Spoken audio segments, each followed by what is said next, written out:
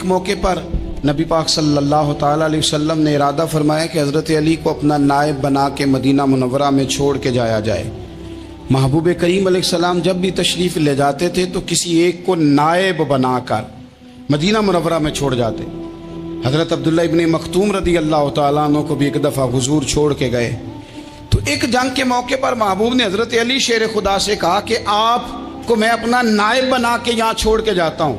یہاں لوگ جان چھڑاتے ہیں، کام کا جب وقت آتا ہے، میدان میں نکلنے کا وقت آتا ہے تو جان چھڑاتے ہیں، اور وہ کہتے ہیں کہ باقی سارے کام لے لو، جب وقت مشکل آئے تو پھر ہمیں کام نہ بتاؤ۔ اب مشکل وقت ہے، جہاد میں جانا ہے۔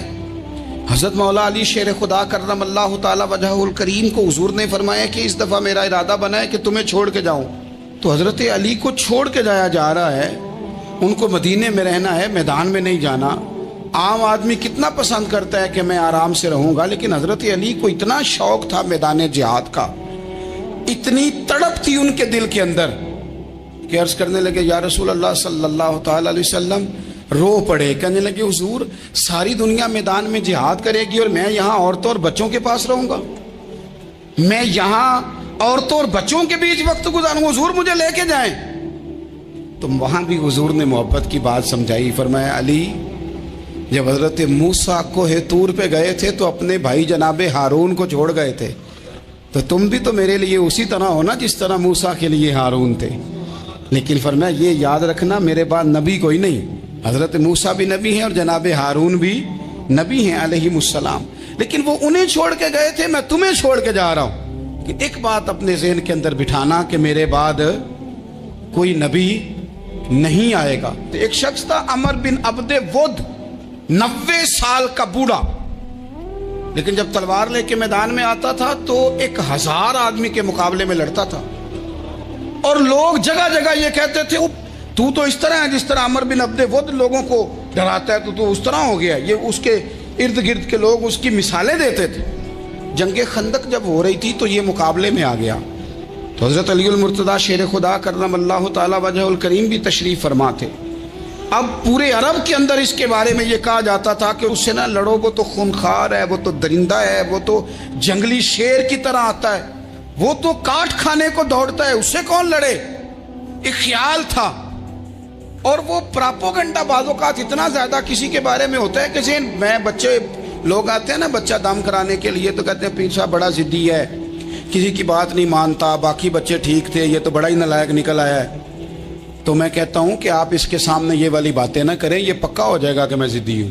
تو آپ ذہن بنا رہے ہیں اس کا کہ تو اس طرح کا ہے، ذہن بنا دیا لوگوں نے کہ عمر ابن عبد ود کے مقابلے میں کوئی نہیں آ سکتا۔ خندق میں یہ آیا، اس نے للکارا مسلمانوں کو، آؤ وہ تمہاری جنت کدھر ہے جس کے بارے میں تم کہتے ہو کہ ہم شہید ہوں گے، تو آؤ میرے مقابلے میں نکلو۔ جب اس نے پہلی دفعہ للکارا تو ابھی بات ختم نہیں ہوئی تھی کہ مولا علی تلوار لے کے اللہ اکبر کہتے کھڑے ہو گئے۔ حضور نے فرمایا بیٹھ جاؤ، حضرت علی پھر بیٹھ گئے۔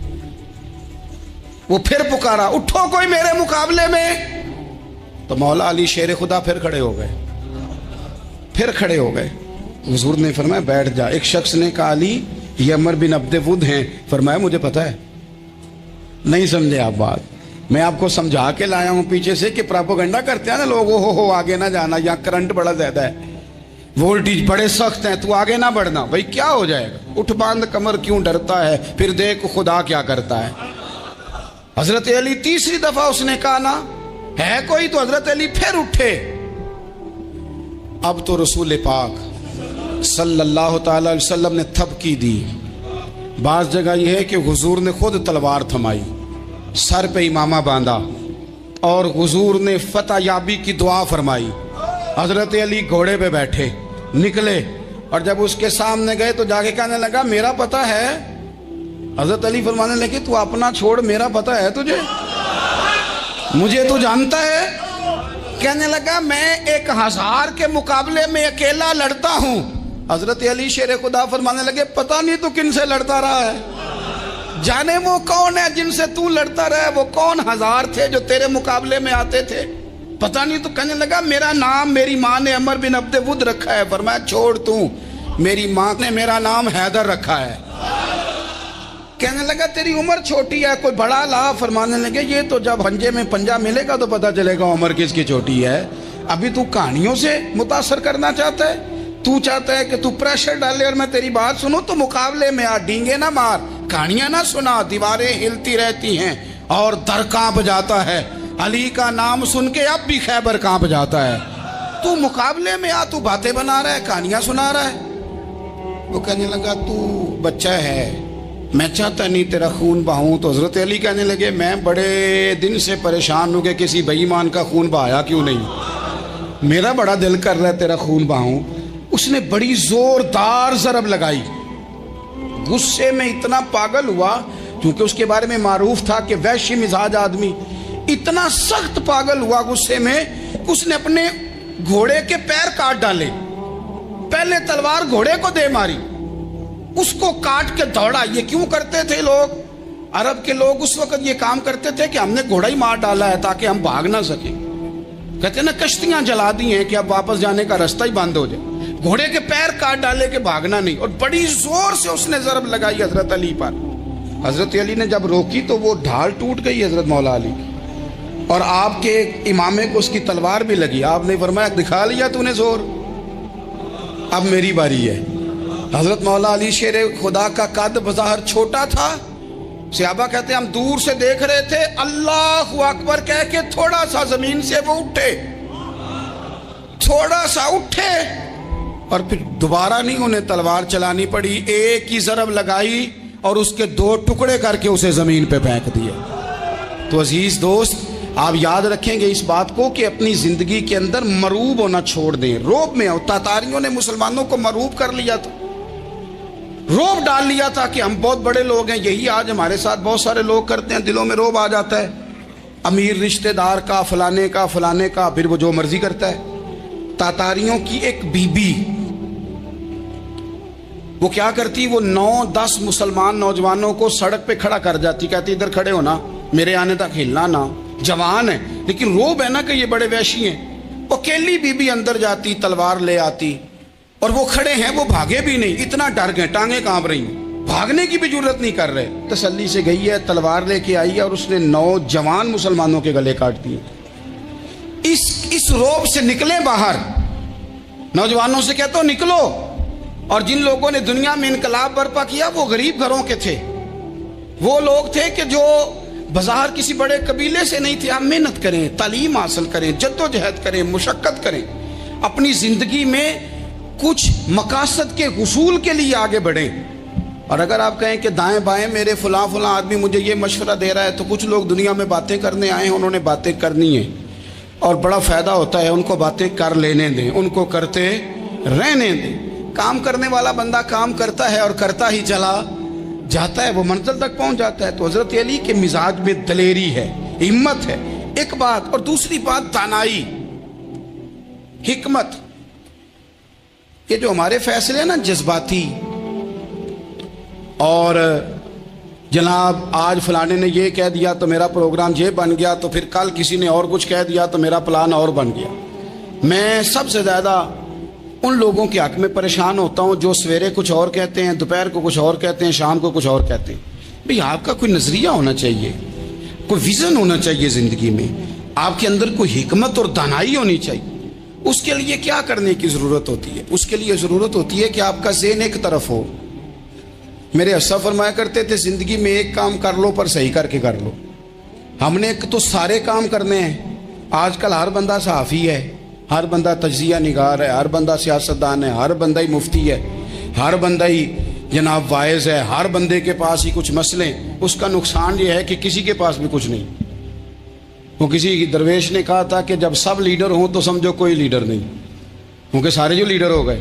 میرے عزیز ایک طرف ذہن کو رکھیں اور اپنے اس کام میں کمال پیدا کریں۔ حضرت مولا علی شیر خدا کو اللہ نے حکمت دی تھی۔ نبی پاک صلی اللہ تعالی وسلم کے صحابی حضرت عبداللہ ابن مسعود رضی اللہ تعالیٰ عنہ فرماتے ہیں، امام ابو نعیم نے لکھا ہے کہ حضرت عبداللہ ابن مسعود فرماتے ہیں نبی پاک صلی اللہ علیہ وسلم نے فرمایا اگر حکمت کے 10 حصے کیے جائیں نا، دانائی کے 10 حصے کیے جائیں، تو اس میں سے 9 حصے اللہ تعالیٰ نے حضرت علی کو عطا فرمائے اور ایک حصہ باقی لوگوں کو ملا ہے۔ दाना थे, मामला फहम। कुछ बंदे बड़े मुनाफिक किस्म के थे, तो हजरत अली आसान हो गई तो वो हजरत मौला अली शेर खुदा के पास आ गए, अजान हो गई, हजरत अली ने जमात करानी। उनका ख्याल था कि आज हमने जमात लेट करानी है किसी तरीके से। हम चूंकि ज़्यादा बातें, मैं दोस्तों से कहता हूँ बहुत ज़्यादा खबरें ना देखा करो, बहुत ज़्यादा भी चीज़ें ना सुना करो। आप तो मेरे भाई मोबाइल के अंदर चले जाएंगे, फिर बाहर की दुनिया तो और है। तो थोड़ा बाहर भी निकलें तस्वीरों से, थोड़ा बाहर भी आएँ, दीगर मामलात भी देखें। हमें बड़े बड़े अच्छे लोग ज़िंदगी में मिल जाएंगे, लेकिन हम उनके करीब नहीं जाते, हम देखते नहीं कि असल बात क्या है, सुनी सुनाई चीज़ों पर ज़्यादा गुमान करते हैं।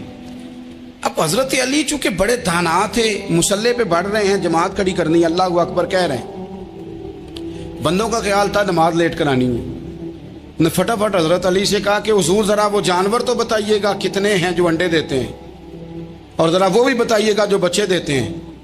ये अब कितने को बंदा जानवर गिने, आहिस्ता आहिस्ता बंदा शुमार करे। हो बकरी जो है वो बच्चा देती है, मुर्गी अंडा देती है, और गाय जो है वो बच्चा देती है, और बतख जो है वो अंडा देती है। बंदा तो ये गिनने लग जाए तो हज़रत अली शेर खुदा यहाँ हाथ हैं, फरमाने लगे घर जाके गिन लेना। मोटी सी बात बताता हूँ, जिन जानवरों के कान बाहर होते हैं वो बच्चे देते हैं, जिनके अंदर होते हैं वो अंडे देते हैं। अल्लाह अकबर। नमाज की नीयत मान ली, तुम गिनना घर जाके। मोटी सी बात बता देता हूँ। वो साहब कहते हैं मैं हज़रत अली रज़ी अल्लाह तआला अन्हु को उलझाने आया था, मैं खुद बड़ा उलझ गया। ये क्या माजरा है, क्या मुअम्मा है कि दो फिक्रों में उन्होंने बात को समेटा और कमाल कर दी। कहने लगे घर जाके गिनना, यहाँ टाइम नहीं, नमाज का वक्त है। पर जिनके कान अंदर है ना वो अंडे देते हैं, और जिनके बाहर हैं वो जा जाके हिसाब करना। आप ढूंढ लें, तलाश कर लें, चले जाएं माहिरीन के पास, पर शेर खुदा शेर ही है। हज़रत मौला अली के जुमलों में कमाल है, उनकी दानाई, उनका तदब्बुर, उनकी हिकमत, उनका फ़हम, उनकी फिरासत, उनका कमाल। एक शख्स बड़ी दूर से आया, उसने कहा हुजूर मुझे ना लंबी बातें याद नहीं रहती, दो बातें बस बता दे, मैं अमल करूं तो जिंदगी बन जाए, दो बातें। तो हज़रत अली फरमाने लगे लंबी उम्मीदें ना लगाना, लंबी उम्मीदें ना लगाना, मौत का पता नहीं कब आ जाएगी। मनसूबाबंदी जरूर करना आने वाली नस्लों के लिए, अपनी अपनी ज़ात के लिए लंबी उम्मीदें ना बांधना, ये भी कर लूँगा, ये भी कर लूँगा। हम रिटायर नहीं होते ज़िंदगी भर, प्लान पे प्लान, प्लान पे प्लान। तो अगर हम प्लान कर रहे होते हैं तो जो हमारे नीचे होते हैं वो हमें रिटायर करने का प्लान कर रहे होते हैं। औलादें तक वालिदैन को कमज़ोर करने के दर पे होती हैं कि अब ये हटे तो हमारी बारी आए। हज़रत अली फरमाने लगे दो काम, एक तो लंबी उम्मीद ना बांधना, और दूसरा फरमाया अपने नफ्स की ख्वाहिश की पैरवी से बचना। दुनिया में रुसवा वो लोग हो जाते हैं जो अपने नफ्स की ख्वाहिश की पैरवी करते हैं, वो बुज़दिल हो जाते हैं जो ख्वाहिशात नफसानी के पीछे भागते हैं। ये काम ना करना। इमाम राजी कहते हैं कि सैयदा फातिमा ज़हरा रज़ी अल्लाह ताला अन्हा के दोनों शहज़ादे हसनैन करीमैन बीमार हो गए, तो सैयदा ने मन्नत मांगी कि बच्चों को शिफा होगी तो 3 रोज़े रखूँगी। शिफा हो गई, रोज़े भी रख लिए। और जब मौला अली शेर खुदा रोज़ा रखने के लिए बेदार हुए, सैयदा फातिमा ज़हरा बेदार हुई, तो इमाम हसन और हुसैन भी उठ गए। 7-8 साल की उम्र, अम्मा जी हमने भी रखना है। सुबह खजूर और दूध से रोज़ा रख लिया गया। ऐन इफ्तारी के वक्त मौला अली कहते हैं फाके चल रहे थे, कहीं से मैं जौ लाया थोड़े से। सैयदा फातिमा ज़हरा ने पीस कर रोटियां पकाईं। वो वक्त जो बड़ा मुश्किल होता है इफ्तार का, कहते हैं उस वक्त जब खाने के लिए बिल्कुल हाथ आगे बढ़ने लगे और उम्मीद थी कि अभी सैयदना बिलाल अल्लाहु अकबर कहेंगे तो रोज़ा खुलेगा, लेकिन अभी चंद ही मिनट रहते थे कि दरवाजे पर एक फ़कीर ने सदा दी। कहने लगा सारे मदीने के दरवाजे खटखटा आया हूँ, कहत है फाका है, ए रसूलुल्लाह के ख़ानदान वालों, मैं यतीम हूँ। किसी ने बताया है कि और कोई दरवाज़ा खुले ना खुले, सैयदा का दरवाज़ा तेरे लिए ज़रूर खुलेगा, क्या यतीम को रोटी मिलेगी? तो हज़रत मौला अली ने बच्चों की तरफ देखा ही था कि इमाम हसन सारी रोटियां जाके दरवाजे पे दे आए। खजूर और पानी से इफ्तार हो गया। सुबह फिर खजूर और दूध से रोज़ा रखा। इमाम राजी कहते हैं ऐन वो वक्त जब इफ्तार का टाइम आया तो फिर दरवाजे पे किसी ने सदा दी। کہا ہے رسول اللہ کے خاندان والوں میں مسکین ہوں، رات سے روٹی کھائی ہے، نہ صبح کھا سکا نہ دوپہر۔ کسی نے بتایا ہے کہ اس دروازے سے خالی کوئی نہیں جاتا۔ امام حسن نے پھر سارا لنگر اٹھایا اور پھر جا کے دے دیا۔ تیسرا دن پھر ہوا۔ مجھے لگتا ہے کہ جب افطار کا ٹائم آیا ہوگا نا تو یہ خود ہی سارے دروازے پہ دیکھتے ہوں گے، یہ کوئی آیا نہیں لینے والا ابھی تک۔ لگتا ہے کہ نظریں دروازے پہ تھیں۔ عین افطار کے وقت 3 روٹیاں جب جاؤں کی پک کے آئی تو ایک بھکاری نے صدا دی، کہنے لگا میں قیدی ہوں، آج ہی قید سے رہائی ملی ہے، پہلے دن کسی کے دروازے پہ صدا دی ہے روٹی ملے گی۔ امام حسن وہ کھانا دے کے واپس لوٹے، کھجور اور پانی سے افطار ہوا، اور جیسے ہی مسجد نبوی میں تینوں باپ بیٹا نماز پڑھنے گئے تو مولا علی کہتے مجھے بتانا نہیں پڑا، رسول کریم نے میری طرف دیکھ کے فرمایا علی تیرا، فاطمہ کا، حسن اور حسین کا 3 دن والا عمل خدا کو بھی بڑا پسند آیا ہے اور محمد مصطفیٰ کو بھی بڑا پسند آیا، بڑا پسندیدہ عمل۔ میں کہتا ہوں کہ حضرت فاطمہ نے نا ان کی تربیت پہلے ہی کر دی تھی، 3 دن بغیر افطار کے روزہ رکھنے کی، وہ ٹریننگ گھر سے ہو چکی تھی۔ اب میدان کربلا میں 3 دن بھوکا پیاسا رہنا ان کے لیے مشکل نہیں تھا۔ حضرت جناب سیدہ زینب بنت ابی رافع کہتی ہیں کہ سیدہ فاطمہ الزہرا ایک دن اپنے دونوں شہزادوں کو لے کے، جب حضور کی طبیعت مبارک بظاہر علیل تھی جس میں حضور کا وصال ہوا، دونوں شہزادے لے کے سیدہ فاطمہ نبی کریم کی بارگاہ میں گئی، کہنے لگی یا رسول اللہ میرے بچوں کو کچھ دیجئے سیدہ پاک۔ تو حضور اٹھ کے بیٹھ گئے، اس کندھے سے امام حسن کو لگایا اور اس سے امام حسین کو لگایا اور فرمایا فاطمہ یہ جو میرا حسن ہے نا اس کو میں اپنی ہیبت اور سرداری دیتا ہوں، اور فرمایا یہ جو میرا حسین ہے نا حسین کو میں اپنی جرت اور سخاوت دیتا ہوں، میرا حسین جرت مند ہوگا اور سخی ہوگا۔ داتا گانج بخش علی حجویری، امام الاولیاء، سید الاصفیاء، داتا صاحب کشف المعجوب میں فرماتے ہیں ایک دن نا امام حسین کے پاس ایک شخص آیا بڑی دور سے کچھ مانگنے کا، حضور کچھ دیجئے۔ وہ شخص کہتا ہے کہ میرا ظرف یہ تھا کہ 4-5 دینار ملیں گے، تو امام حسین فرمانے لگے تھوڑی دیر بیٹھ جا، رزق آ رہا ہے۔ تو امام حسین کو حکومت وقت کی طرف سے نا 5 تھیلیاں ملی، جس میں ایک تھیلی میں 500 اشرفیاں تھیں، 5 تھیلیاں آئیں، لیکن اس کو آنے میں نا ذرا دیر ہو گئی۔ وہ 5 تھیلیاں جب آئی نا تو امام حسین اس کی طرف 5 تھیلیاں بڑھا کے نا، ذرا دیکھنا میری طرف غور سے، 5 تھیلیاں بڑھا کے نا تو فرمانے لگے میاں جتنا تجھے انتظار کرایا نا اتنی ہم تیری حاجت پوری نہیں کر سکے، تو یہ نہ محسوس کرنا کہ حسین کے دروازے پہ بیٹھا بھی رہا ہوں تو ملا کیا ہے، یہ نہ محسوس کرنا۔ وہ شخص کہتا ہے جب میں نے وہ تھیلیاں کھولی اور پھر میری نظر امام حسین پہ پڑی تو میرے اندر سے آواز آئی اگر حسین ابن علی اتنے سخی ہیں تو محمد عربی کتنے سخی ہو۔ اگر یہ معیار ان کا ہے، ان کا یہ معیار ہے، اور خود بھیک دیں خود ہی کہیں منگتے کا بھلا ہو، خود کہنے لگے جتنا انتظار کرایا ہے اتنی تیری مدد کر سکے، یہ سخاوت کا معیار تھا، یہ طریقہ تھا۔ ایک دفعہ سیدنا امام حسین رضی اللہ تعالیٰ عنہ کے گھر کے اندر نا 5000 دینار آئے، مسجد میں تھے، آپ کو 5000 دینار ملے تو امام زین العابدین کہتے ہیں کہ مسجد سے لے کر گھر آنے تک امام حسین نے 5 کے 5000 اللہ کے رستے میں خیرات کر دی۔ فرماتے ہیں میں نے کہا ابا جی 5 دینار کی گھر میں ضرورت تھی، مالاں والے سخی نہیں ہوندے تے سخیاں کل مال نہیں ہوندا، ایتھے اوتھے دوویں جہانی سخی کنگال نہیں ہوندا۔ کہا ابا جی 5 دینار کی گھر میں ضرورت تھی، تو کہتے ہیں مجھے فرمانے لگے بیٹا یہ جن کو میں نے دیا ہے نا یہ گھر کے لیے ہی دیا ہے، یہ گھر کے لیے ہی دیا ہے، جن کو دیا ہے تمہارا کیا خیال ہے یہ باہر خرچ ہوا ہے، یہ گھر کے لیے ہی ہے۔ اس لیے کہ جب انسان دوسروں پر شفقت کرتا ہے تو اللہ اس کے گھر پہ رحمت فرماتا ہے۔ امام حسین کے مزاج میں پہلی بات میں نے ذوق عبادت کی عرض کی، دوسری بات عرض کر رہا ہوں کہ صحابہ حضرت اسامہ بن زید بڑے پیارے ہیں میرے نبی کریم کے، بڑے پیارے۔ حضرت اسامہ بن زید کے بارے میں سیدہ عائشہ صدیقہ فرماتی ہیں ان کے ناک سے اگر رینٹھ نکلتی تھی تو اللہ کے رسول اپنے دست مبارک سے صاف کر دیتے تھے، اور سرکار فرماتے تھے کہ اگر اسامہ لڑکی ہوتا نا، ان کے غلام کے بیٹے تھے حضرت زید بن عامر، اگر یہ لڑکی ہوتا میں اسے زیور پہناتا، بڑے پیارے تھے، لیکن جب ان کا آخری وقت آیا نا تو 60,000 دینار کا قرضہ تھا۔ رشتہ داروں سے کہا، دوستوں سے کہا، یاروں سے کہا، پر قرض ادا نہیں ہو رہا تھا۔ حضرت اسامہ بن زید کہتے ہیں بڑا پریشان تھا۔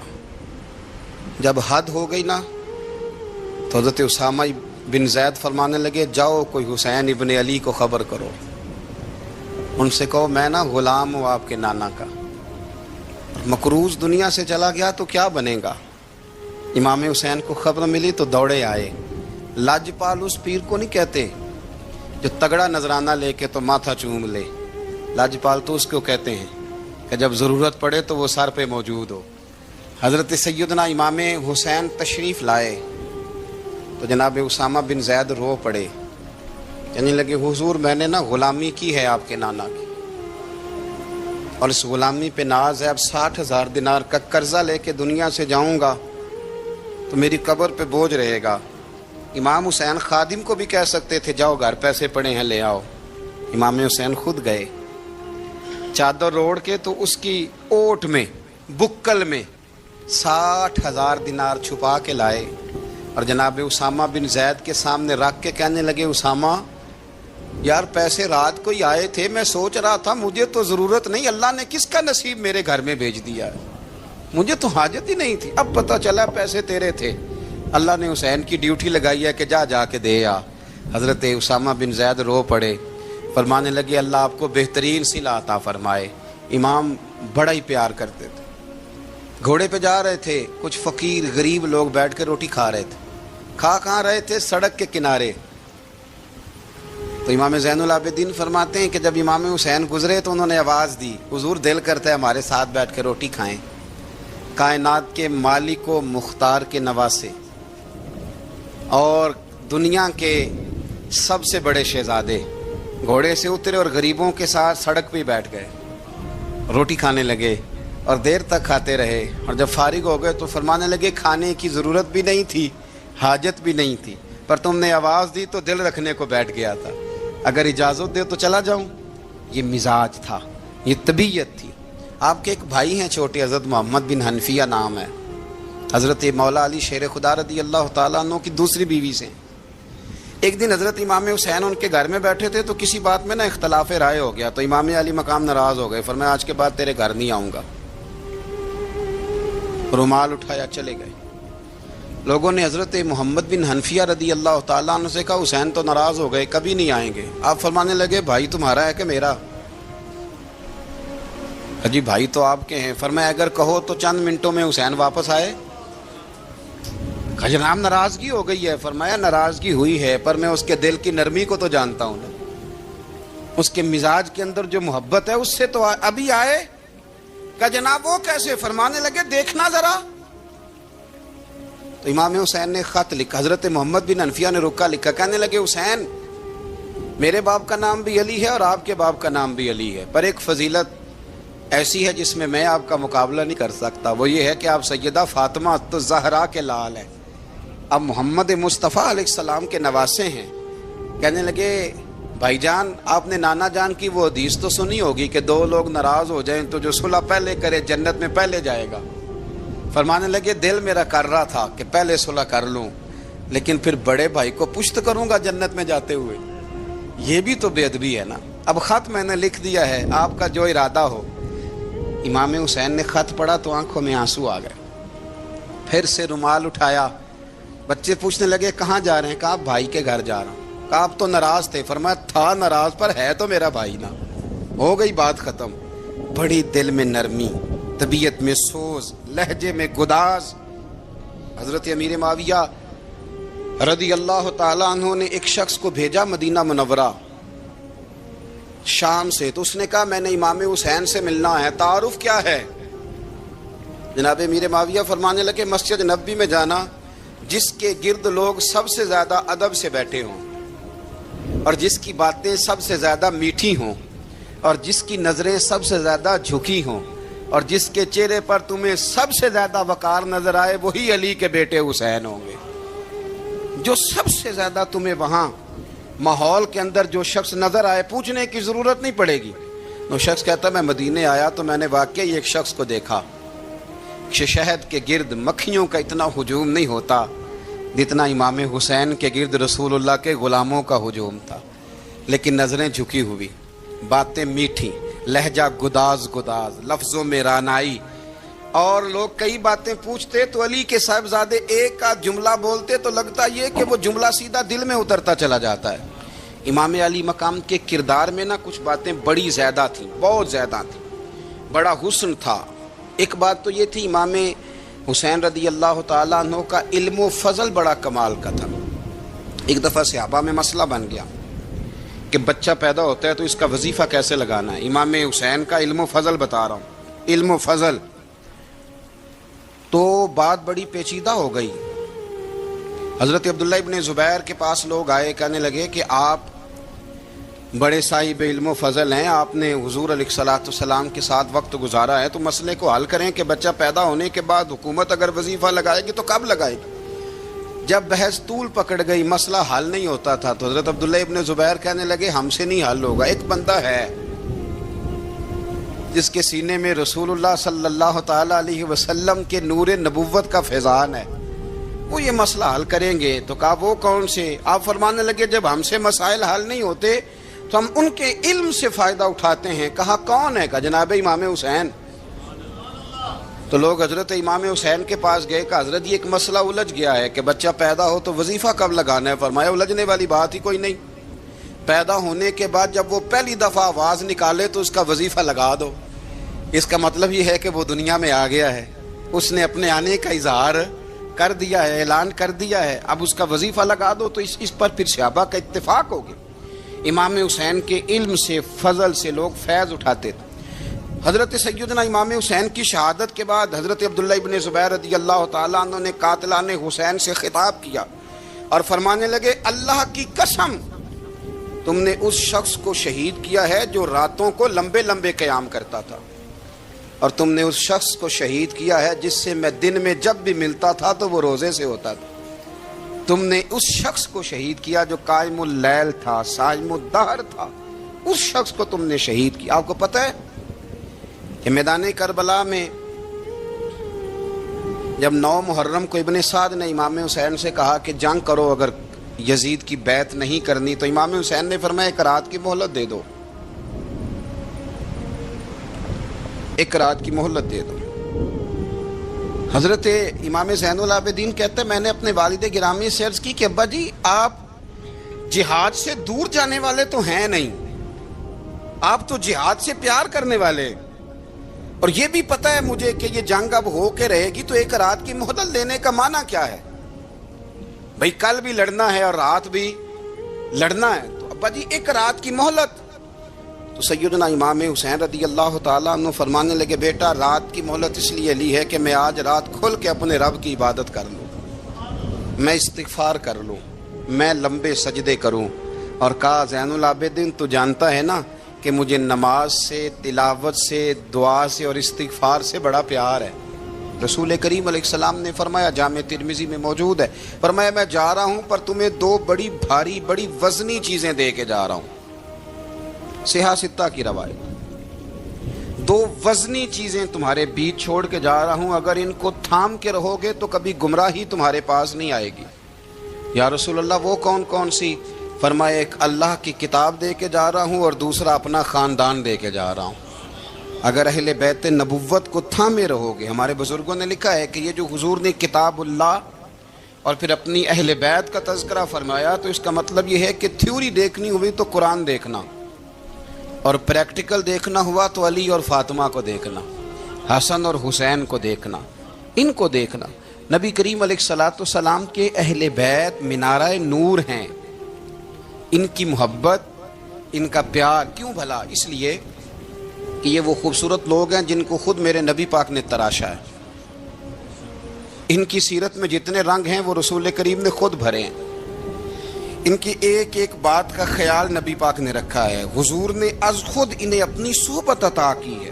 زیادہ دور نہیں تھا سیدہ فاطمہ کا گھر، مسجد نبوی کے ساتھ تھا، اللہ کے رسول دن میں 2 دفعہ جایا کرتے تھے، پھر بھی کبھی کبھی فرماتے فاطمہ میرا دل کرتا ہے آج میں رات تیرے گھر میں قیام کروں۔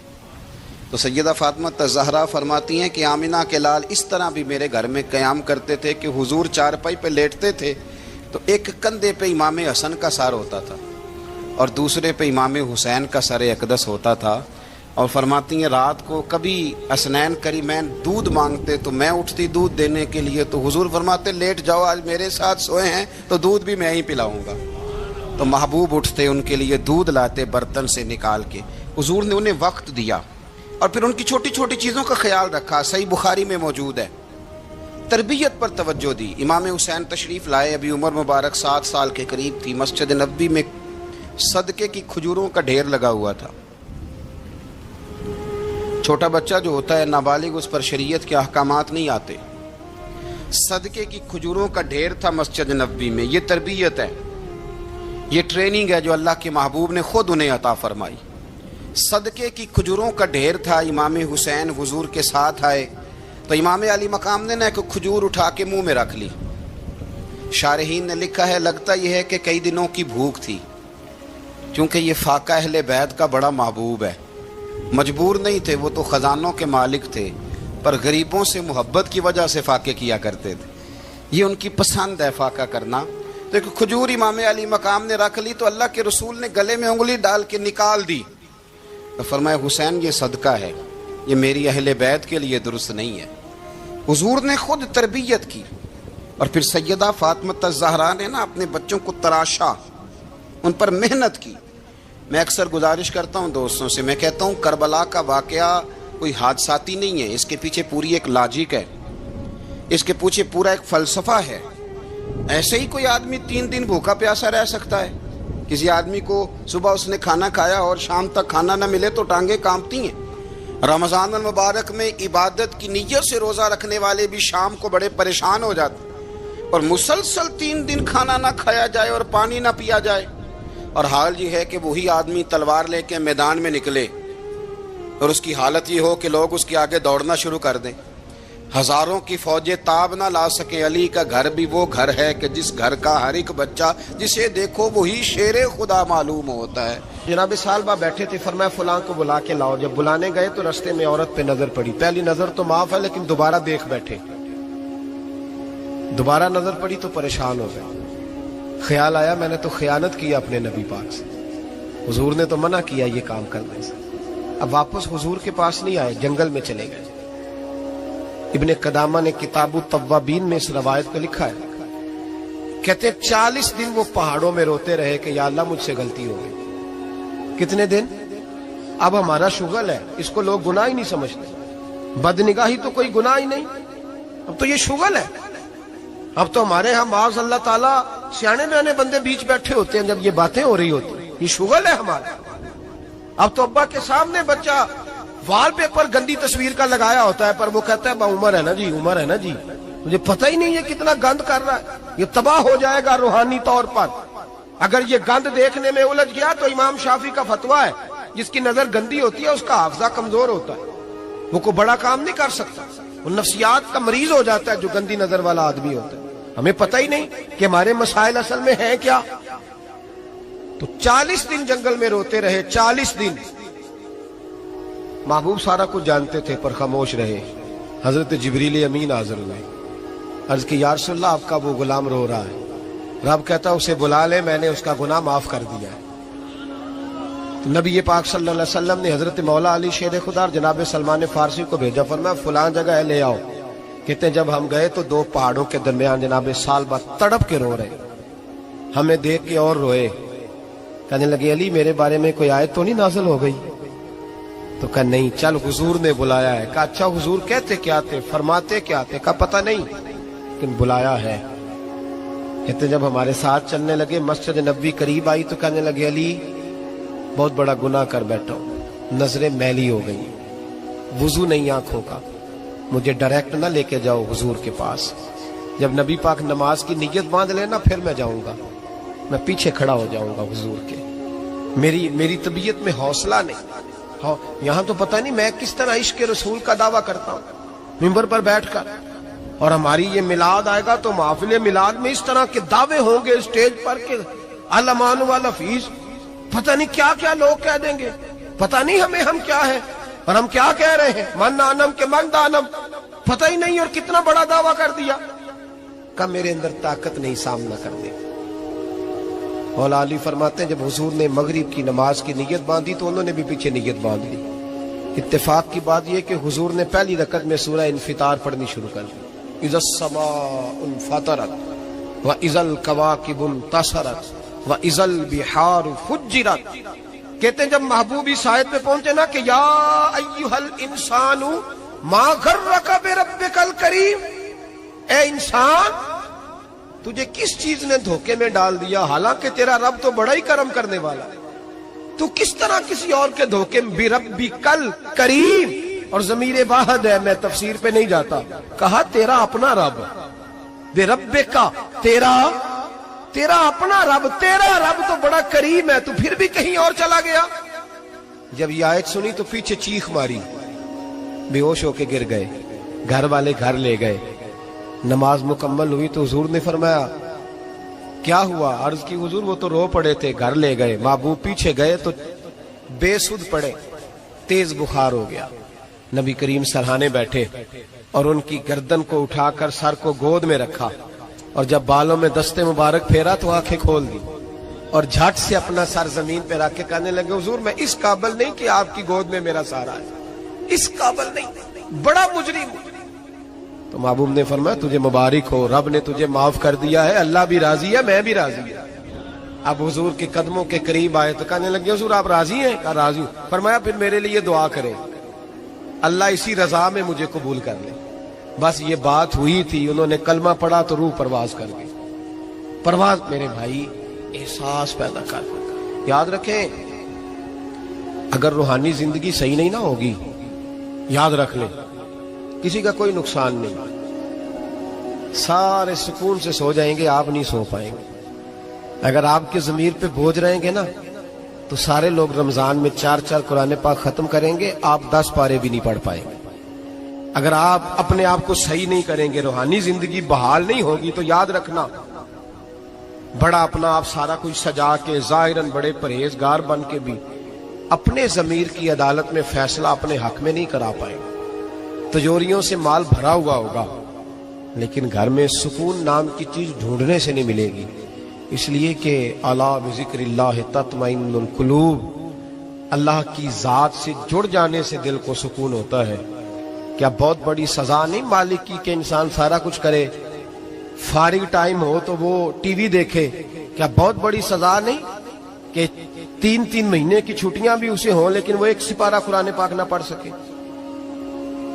وہ گپے مارنے بیٹھے تو 6 گھنٹے لگا دے، اور تسبیح دی جائے تو 10 منٹ میں بس ہو جائے، درود پڑھا ہی نہ جائے، یہ سزا نہیں؟ کیا یہ کم سزا ہے کہ وہ دنیا دراز پہ گھوم آئے لیکن مسجد میں جائے تو اسے کچھ بنے؟ کیا سزا نہیں؟ اللہ سے معافی مانگے، مل کے اس کے حضور استغفار کریں، باطن کی زندگی آباد کرنے کی کوشش کریں، چھوڑ دیں بن کے بیٹھنا، آگے بڑھنا، اپنے آپ کو شمار کرنا۔ ہم تو میلاد کی جلسوں میں بھی بڑی کرسی تلاش کرتے ہیں، ہم تو دینی محفلوں میں بھی کوشش کرتے ہیں کوئی ہمارا نام لے کے، صحیح نام لے کے پکارے کوئی۔ میں میاں چنو میں تھا کل مغرب میں، تو ایک صاحب کہنے لگے ولی کامل، میں نے بعد میں ان سے کہا کہ آپ کو پتہ ہے میں کیا ہوں؟ اتنا بڑا دعویٰ میرے حق میں آئندہ نہ آپ کریں، اور مت سمجھے کہ آپ تھوڑے اچھے برے جملے استعمال کریں گے تو میں خوش ہوں گا۔ میں جو ہوں نا، میں اس کے اندر بڑا مطمئن ہوں، میں اسے آگے نہیں بڑھنا چاہتا۔ پتہ سارا ہے سردار نو کیتیاں دا، پتہ سارا ہے سردار نو کیتیاں دا، ایدہ پردہ چپایا ہی تیرا پلا ہو سی۔ وہ بو علی سینہ سے سنے جی، سنے بو علی سینہ سے کسی نے کہا تھا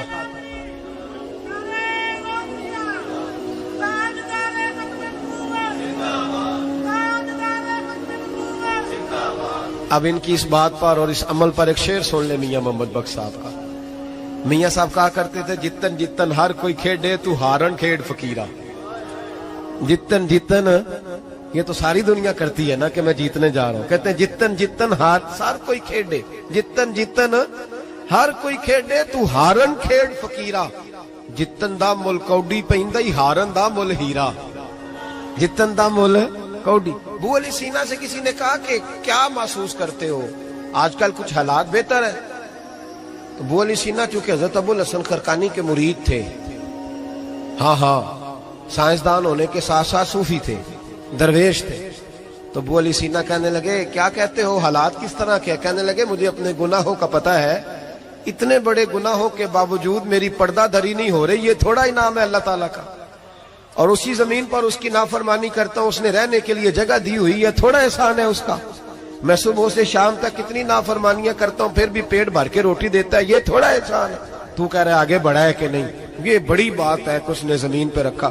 اعلیٰ حضرت فاضل بریلوی کے والد مولانا نقی علی خان صاحب رحمت اللہ تعالی علیہ، امام المتکلمین، ان کے حالات میں لکھا ہے ایک آدمی کو آپ نے نا جگہ دی، کو 10 مرلے آپ کا پلاٹ تھا یا 5 مرلے کا، اس نے کہا حضور کچھ دنوں کے لیے چاہیے، تو آپ نے وہ جگہ ان کو دے دی، جیسے محلے دار دوست کو شادی بھی ہے، تو 10-15 دن کے بعد چابی مانگی، انہوں نے دے دی، تو کچھ درخت انہوں نے کاٹ لیے، کچھ اپنی مرضی کی ترمیم کر لی، تو مولانا نقی علی خان صاحب رحمت اللہ علیہ ناراض ہو گئے، فرمانے لگے میری زمین تھی، مجھ سے پوچھ تو لیتے، کوئی تبدیلی کرنی تمہیں پتا نہیں؟ میری مرضی کے خلاف تم نے میرے پلاٹ پر یہ کیوں تبدیلی کی؟ یہ اس آدمی کو کہہ کے نا تو 2 منٹ گزرے تو چیخ مار کے رو پڑے، کہنے لگا حضور کیا ہوا؟ فرمانے لگے سوچتا ہوں میری 10 مرلے کی زمین پر میں نے تمہیں اپنی مرضی نہیں کرنے دی، اور میں روز اللہ کی زمین پر اپنی مرضی کرتا ہوں، روز رب کی یہ خیال آ گیا، فرمانے لگے جاؤ بھائی جاؤ، مجھ سے غلطی ہو گئی، جاؤ۔ یہ سوچ جب پیدا ہوتی ہے پھر بندہ روز نکھرتا ہے، پھر روز وہ غسل کرتا ہے باطن کا، پھر روز ہر جگہ سے اسے نیا سے نیا سبق ملتا ہے۔